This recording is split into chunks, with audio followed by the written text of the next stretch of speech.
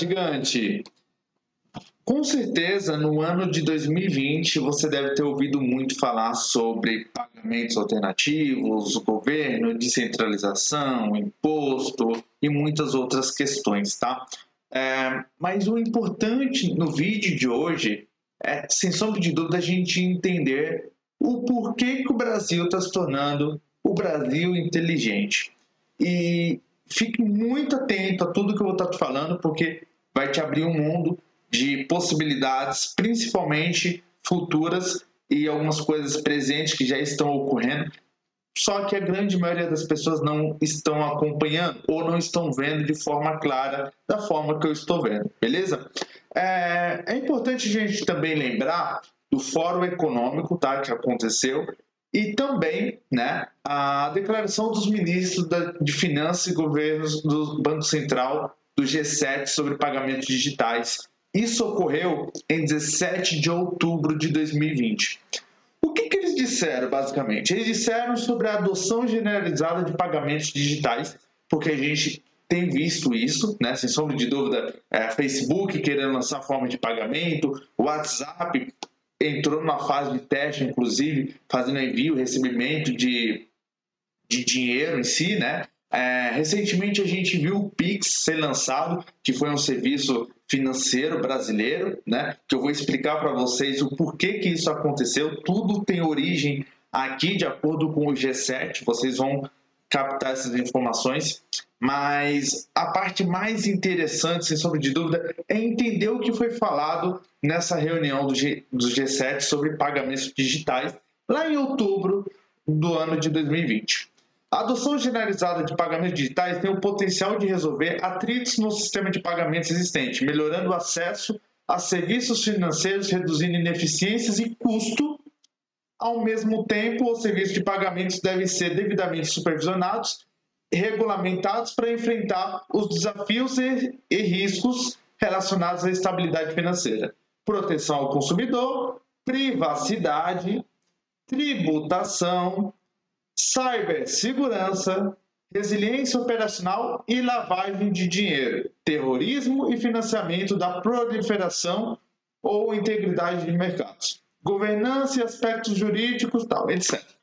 Resumindo, você viu que eles trataram sobre vários assuntos, né, relacionados a pagamentos digitais. A gente hoje está vendo várias startups, várias fintechs, né, entrando no ramo de pagamentos digitais, fornecendo soluções. E aí, o que a gente começa a ver é uma falta de uso do dinheiro em si e formas de alternativa, de envios e transferência de dados, vamos dizer assim, né? Porque a partir do momento que eu faço uma transferência para você, né, eu estou enviando uma informação, né? Eu estou enviando uma forma de dizer que eu tenho um valor, você vai receber esse valor, só que em tudo isso funciona de forma digital. A gente não tem um lastro no real em si, né, se a gente for parar para pensar, né? Você não precisa ter, muitas das vezes, uma quantidade em dinheiro em espécie para você fazer a transferência. Você vai ter uma quantidade digital na sua conta bancária, né? E aí essa quantidade digital na sua conta bancária, consequentemente, é transferido porque tem um banco, tem uma instituição financeira que diz que você tem aquela quantidade, né? Então, é dessa forma que é feito hoje as transferências, né? Diferente, por exemplo, das criptomoedas. As criptomoedas hoje, para você fazer a transferência de Bitcoin de uma carteira para outra, você precisa realmente ter o Bitcoin, entendeu? E quando você vai fazer a transferência, automaticamente você está transferindo os seus Bitcoins. Não tem como retornar o valor, né, do Bitcoin transferido, né, e, consequentemente, você tem todo o acompanhamento dessa transação. E, sem sombra de dúvida, esse processo é todo criptografado, esse processo é seguro, né? Você tem que ter os Bitcoins, tem que ter a custódia do Bitcoin para você fazer isso. É diferente do real, que muitas das vezes o banco em si ele pode te dar um crédito, esse crédito está aparecendo na sua conta, você vai lá e faz a transferência. Em si, você tinha um crédito que o banco que estava comprovando isso. São coisas diferentes. Mas qual que é o ponto aqui que eu quero levantar?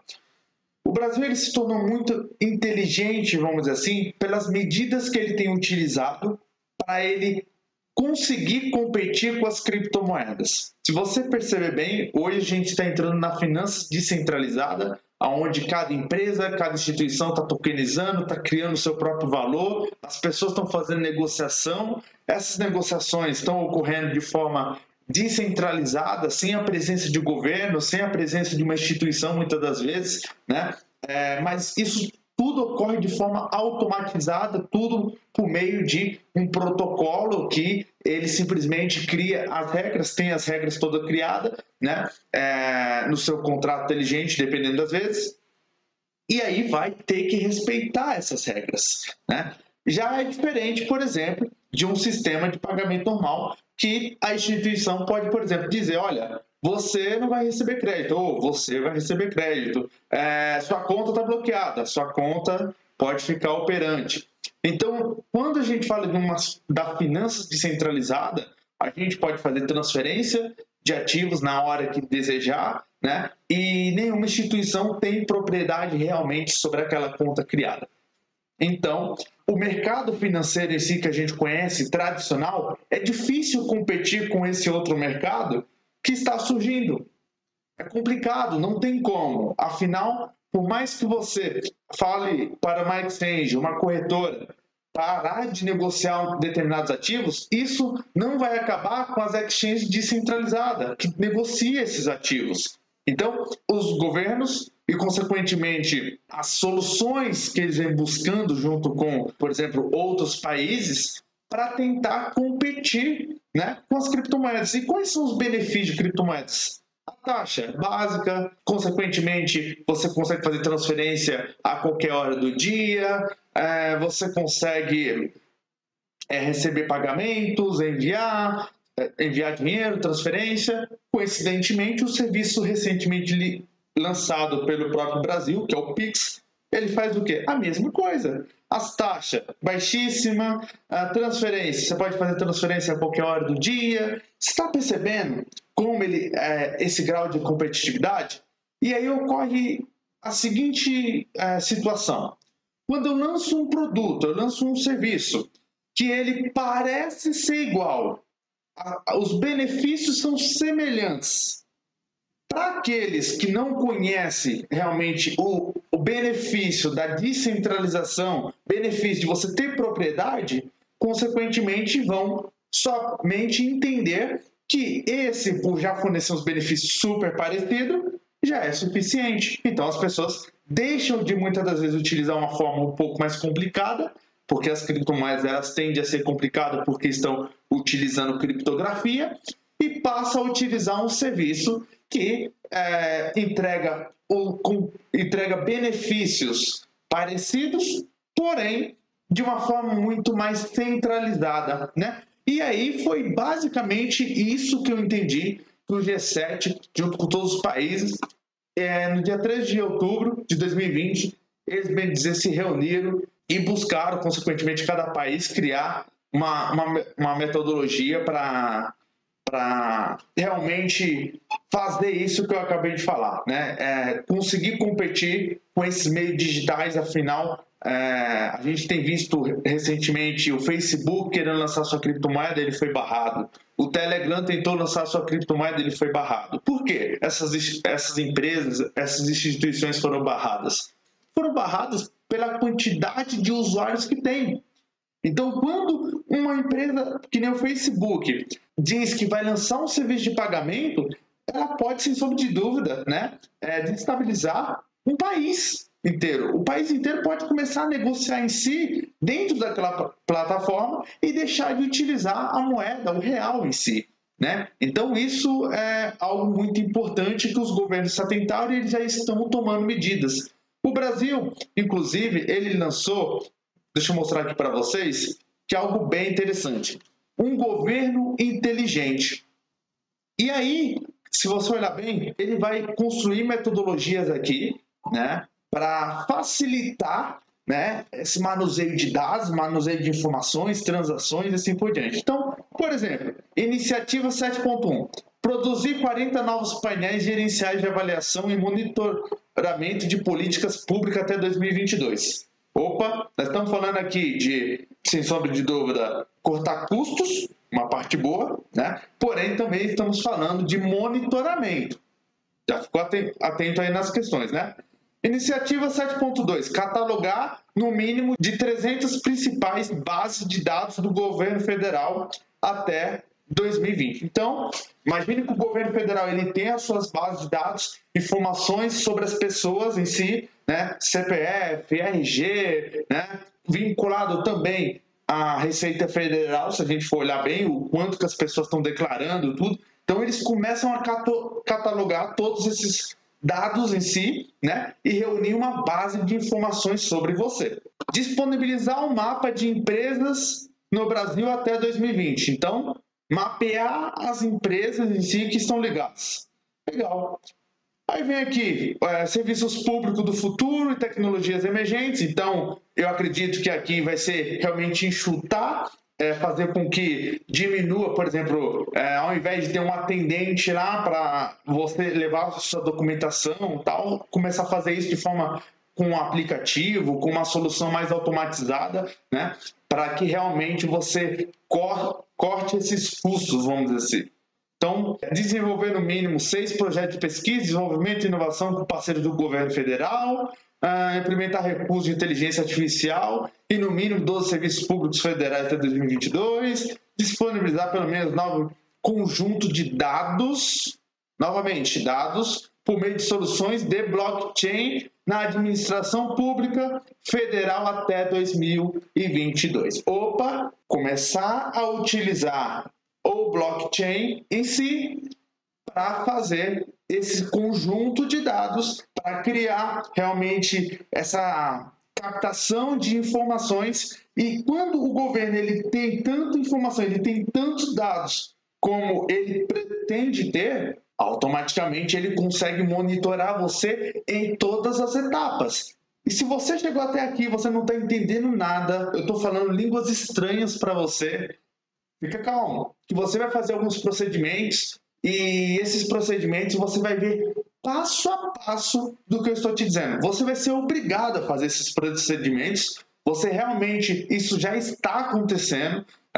Você vai baixar um aplicativo, provavelmente em breve, quando você acessar o site da Receita Federal, quando você acessar um site, sei lá, você for renovar a sua habilitação, você vai, por exemplo, acessar um site, e esse site vai te pedir para ir para um aplicativo do governo. Nesse aplicativo do governo vai ter os seus dados, documentos em geral, vai ter todas as formas de você vincular. Então, sempre quando você for acessar algum novo site, por exemplo, da Receita Federal, da habilitação sua, algo semelhante, sempre que você for precisar de fazer alguma coisa que tenha uma regra, que tenha realmente propostas governamentais, você vai precisar de fazer um login.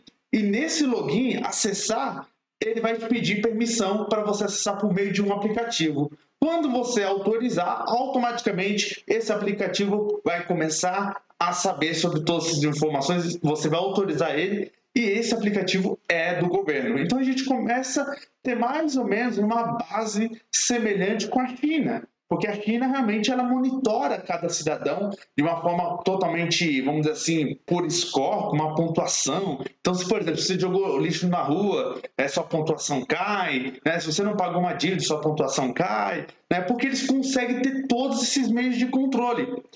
Agora, no Brasil, a gente não tem todos esses meios de controle, mas isso não significa que não possa ter no futuro, porque você vai ser meio que obrigado a entregar todos esses dados. A partir do momento que você tem todas as suas documentações, todas as informações suas, ela centralizada em um banco de dados, onde esse banco de dados pode ser acessado, realmente ele vai saber tudo sobre você.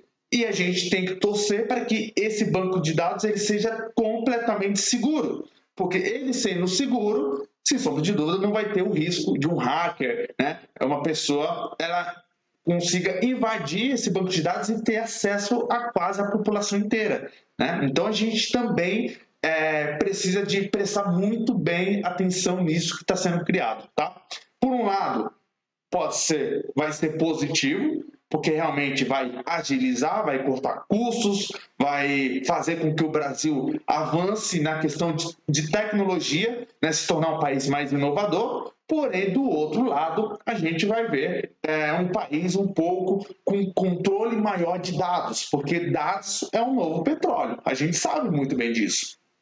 Então, hoje, por que o Facebook é esse gigante que a gente conhece? Porque ele tem dados. Ele tem dados da sua pesquisa, ele tem dados das suas mídias sociais, ele tem dados dos comentários que você faz, o que você está curtindo, as empresas que estão aparecendo para você. Ele tem uma quantidade de dados imersiva, gigante, da qual, sem sombra de dúvida, pode ser utilizada por parte de empresas para fazer anúncios, né? Ou também pode ser utilizado por outras pessoas para fazer pesquisa sobre você, né? Nas mídias sociais, né? Então, pode ser utilizado esses dados para várias coisas. Assim como o Google. Sempre quando você faz uma nova pesquisa no Google, o algoritmo vai lá, aparece a sua pesquisa, essa pesquisa é ranqueada com muitas outras informações e essas informações começam a aparecer para você.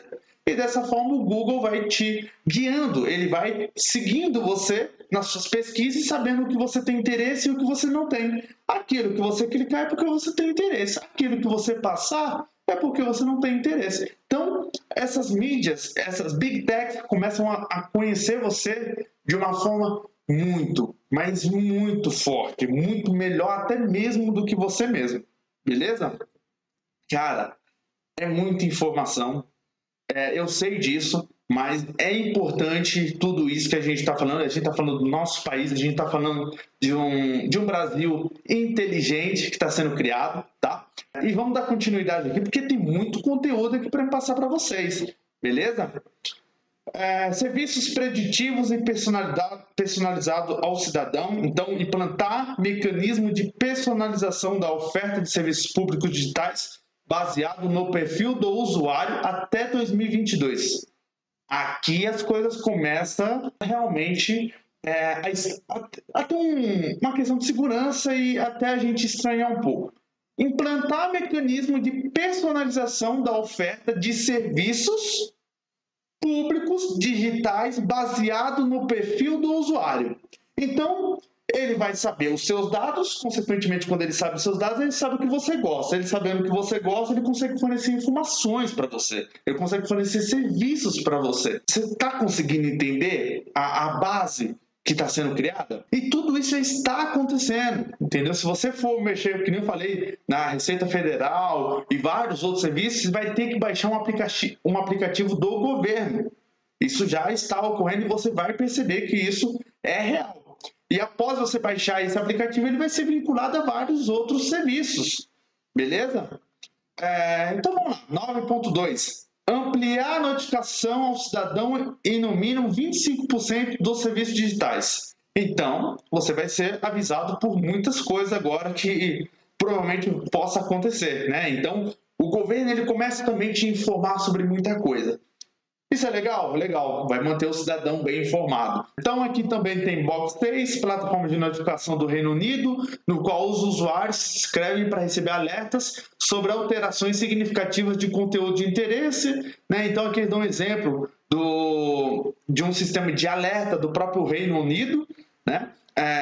O gov.uk Notification já atingiu mais de 35 milhões de mensagens, com uma média de 18 mil e-mails enviados todos os dias. Então, se prepara que você também vai receber muitas notificações, tá? Então, aqui vocês, nessa parte de estratégia de governo digital de 2020 a 2022, você está vendo o que está sendo criado no Brasil Inteligente. E eu estou aqui dentro do site do governo, tá? O site do governo.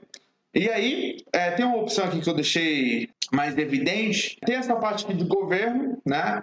Governo digital.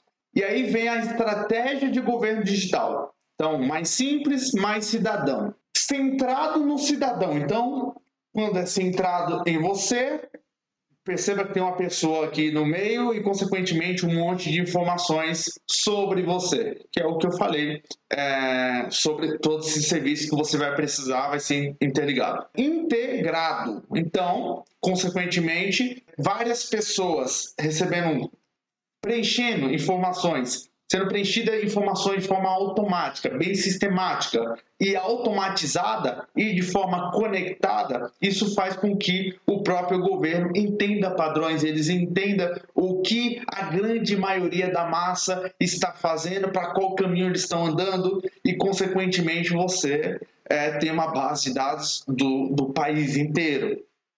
Inteligente, confiável, então aqui tem a parte de segurança que a gente pode clicar e verificar, transparente e aberto. Então a gente vai ter que analisar o que seria esse transparente e aberto. Esse transparente e aberto, será que, por exemplo, é igual ao Facebook, que diz que é totalmente transparente, porém foi feito vários processos e verificaram que ele estava vendendo, estava dando, né, dados para empresas? Será que é dessa forma que é transparente? Não sei, a gente precisa de se preocupar com isso. E eficiente, beleza. Vamos clicar aqui na parte de confiável. A transformação digital traz mais conveniência ao cidadão, mais eficiência dinâmica e economia. Esses benefícios estão diretamente ligados ao tratamento de privacidade do cidadão e por meio de consentimento de dados que o usuário recebe, recomendação de conteúdo, promoções ou alerta de trânsito. Então, ele vai saber sua localização. Isso a maioria dos aplicativos já sabe por meio do seu celular, né? Então, eles falam aqui sobre a Lei de Proteção de Dados, LGPD, né, que entrou em vigor, né? Estabelecer método de adequação e conformidade com os órgãos com os requisitos da Lei Geral de Proteção de Dados, estabelecer plataforma de gestão de privacidade e uso dos dados pessoais do cidadão. Então, ele começa a falar sobre como ele vai manter essa segurança em si, né? Basicamente é isso. Depois, identidade digital ao cidadão. Então, prover 2 milhões de validações biométricas mensais para serviços públicos federais até o final de 2020. Quando você for... Você lembra que para você pegar o seu título, você emitiu o seu título de eleitor, você teve que colocar o dedinho lá? Biometria. Sua habilitação? Biometria. Então, já foi criado um sistema todo, né, em partes, só que agora eles vão ser interligados para construir realmente essa padronização sistemática de todos os dados atrelado a você, usuário. Então o Brasil está se tornando muito inteligente, né, gente? Disponibilizar a identidade digital ao cidadão com expectativa de emissão de 40 milhões até 2022. Opa! Isso já está ocorrendo. O que é? A sua RG digital, a sua carteira de motorista digital. Então começa a aparecer todos os serviços de forma digitais. Criar condições para expansão e para redução dos custos dos certificados digitais para que custem no máximo R$ 50 por usuário anualmente até 2020. Então, ao invés de você ter outros custos, vai ter provavelmente um custo de anuidade aí, né? No meu ponto de vista, baseado nessas informações, né? Você pode ter que pagar R$ 50 de anuidade baseado nesse certificado digital de todas as informações aí que vão ser ligadas sobre você, né? Disponibilizar novos mecanismos de assinatura digital ao cidadão até 2022, né? E aí, comumente chamado cartão Aadhaar, sei lá o nome disso. A identidade digital da Índia é composta por um número único de 12 dígitos que é designado aos habitantes, respaldado por dados biométricos como impressão digital e leitura da íris. Então, vamos lá, baseando na questão da Índia, a gente tem a parte da biometria e também pode ter a parte da íris. Então, você tem uma leitura dos seus olhos aí, realmente para ter todo um banco de dados sobre quem é você e para não correr nenhum risco de, por exemplo, você estar buscando embarcar em um avião e a câmera te detectando por meio de leituras faciais, né, com algoritmos sofisticados para saber que realmente é você e você está indo viajar, sabendo o voo que você vai pegar e, consequentemente, ligando isso também ao banco de dados. Então a gente começa a ver um pouquinho de China aqui, né? A gente começa realmente a ter uma visão um pouquinho parecida com toda aquela questão de segurança da China e acompanhamento dos padrões de cada um dos cidadãos. Então aqui eles falam os dados biométricos são armazenados em um banco de dados central, que é gerenciado pela autoridade de identificação única da Índia, né? Se o indivíduo, por exemplo, quiser abrir uma conta bancária, obter uma carteira de motorista, solicitar serviços sociais ou mesmo comprar um cartão de telefonia, ele deverá fornecer seu número, né? A Aadhaar, que é o nome desse aplicativo, né? Consequentemente, esse cartão digital em si, né? E colocar o dedo em um scanner. Esta ação permite a verificação das credenciais. Você está entendendo? Então, o Brasil está se tornando tão inteligente que ele está olhando. Ele foi lá, olhou para o Reino Unido. O que o Reino Unido está... Opa, o que é a Índia? O que é a China? E aí ele está fazendo um conglomerado de inovações, trazendo para o Brasil...